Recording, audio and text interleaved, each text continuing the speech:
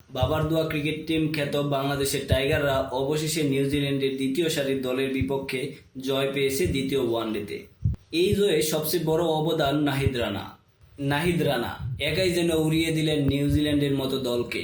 নিউজিল্যান্ডের দ্বিতীয় সারির দল কিন্তু নিউজিল্যান্ড, তারপরও নিউজিল্যান্ড দলকে একাই উড়িয়ে দিলেন নাহিদ রানা। নিয়েছেন পাঁচটি উইকেট, 10 ওভার বল করে দিয়েছেন 32 রান। নাহিদ রানার বোলিং জাদুতে কিউদের মাত্র সংগ্রহ হয় 50 ওভার ব্যাট করে 198 রান।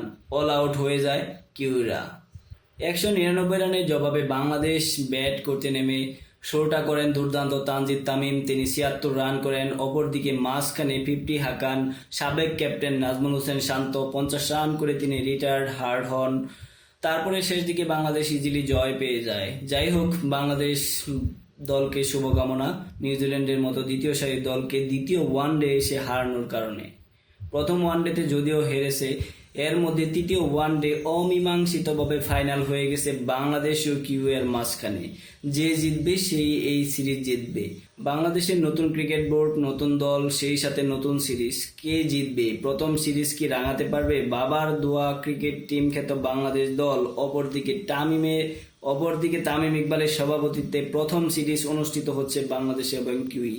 এটি কি তামিমের সভাপতিত্বে রাঙাতে পারবে, নাকি তামিম ইকবাল আবার পুনরায় ট্রলের শিকার হবে?